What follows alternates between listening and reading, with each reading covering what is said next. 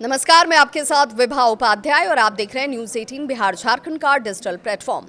RBI ने दूसरी बार policy जो है उस पॉलिसी रेट में कोई कटौती नहीं की। अब आम लोगों को क्या ये झटके के तौर पर लगा है?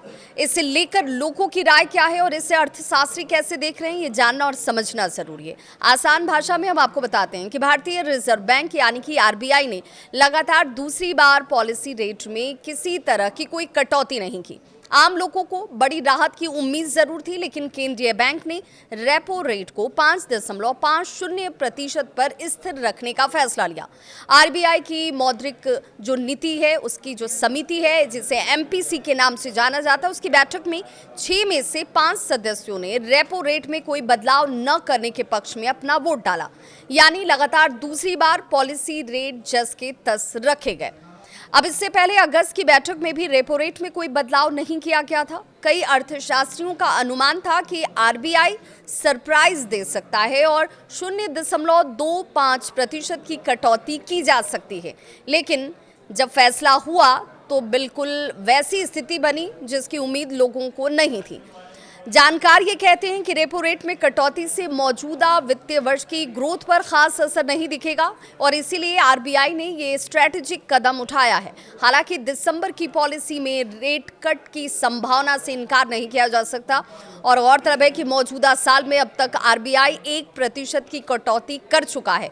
फरवरी और अप्रैल में 25-25 बेसिस पॉइंट जबकि जून में 50 बेसिस पॉइंट्स की कटौती की गई थी। महंगाई अनुमान जो है वो घटा अनुमानतः जो बताई जा रही थी और बैठक में सबसे अहम ऐलान महंगाई के अनुमान को लेकर ही किया गया। आरबीआई ने मौजूदा वित्तीय वर्ष का महंगाई अनुमान जो है वो 0.50% घटाकर 2.6% कर दिया।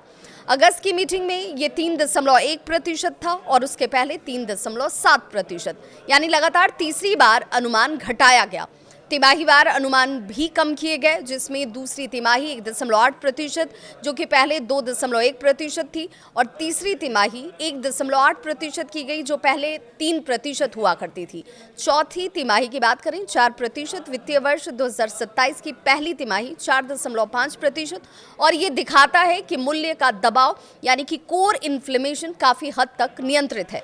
ग्रोथ अनुमान भी बढ़ा है। महंगाई में राहत के साथ साथ आरबीआई ने ग्रोथ को लेकर आशावादी रुख दिखाया।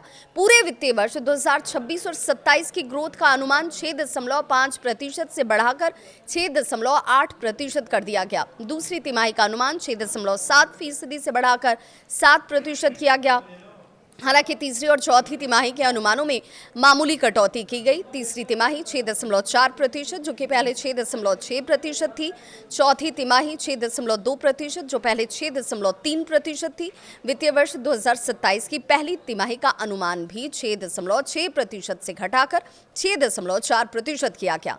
रेपो रेट स्थिर रहने का मतलब क्या होता है वो जान लीजिए। इसका मतलब है कि होम लोन और ऑटो लोन की ईएमआई में कोई राहत अभी नहीं मिलेगी। हालांकि महंगाई में गिरावट और ग्रोथ अनुमान में बढ़त से ये संकेत मिल रहे हैं कि आने वाले महीनों में स्थिति बदल सकती है। यानी फिलहाल आरबीआई ने इंतजार और नजर रखने की रणनीति को अपनाया है। महंगाई और वैश्विक आर्थिक दबावों को देखते हुए दिसंबर की पॉलिसी बैठक अब सबके लिए महत्वपूर्ण हो गई है, जिस पर निगाहें टिकी हुई हैं। इस खबर पर अपनी राय जरूर साझा करें।